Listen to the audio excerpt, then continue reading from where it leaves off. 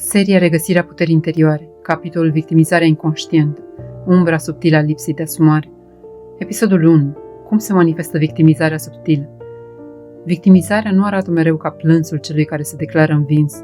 Ea e uneori tăcută, rafinată, ascunsă sub cuvinte precum eu mereu dau totul, nimeni nu mă înțelege. De ce mi se întâmplă numai mie? Este forma cea mai subtilă de prizonierată emoțională, pentru că nu vine din răutate, ci dintr-o rană care nu a fost niciodată ascultată. Victimizarea inconștientă apare atunci când ne definim prin ceea ce am suferit, când durerea devine centrul poveștii noastre, iar neputința dovada identității. Ne agățăm de ea nu pentru că vrem, ci pentru că ne oferă sens, vizibilitate, scuză. Dacă am suferit, înseamnă că merit atenție. Dacă am fost rănit, am dreptul să nu mai cred. Dacă am fost trădat, pot rămâne închis. Așa se scrie scenariul victimei care, fără să-și dea seama, își construiește propria colivie.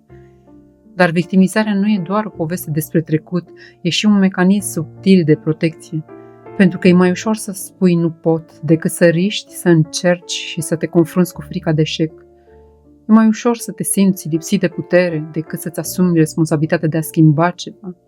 Victimizarea e confortul durerii cunoscute, e o formă de siguranță în haos, unde suferința devine scut împotriva riscului de a trăi din nou. Dar există un moment în care sufletul se satură să repete, când oboseala devine mai mare decât frica, când întrebi pentru prima dată, dacă nu mai sunt victimă, cine sunt? Și acolo începe trezirea, pentru că victimizarea nu se dizolvă prin vinovăție, ci prin conștiință, nu prin rușine, ci prin compasiune față de sine. E o îmbrățișare între cel care a suferit și cel care e gata să meargă înainte. Astăzi privește o situație care te-a făcut să te simți lipsit de putere. În loc să întrebi de ce mi s-a întâmplat, întreabă ce mă învață asta despre mine.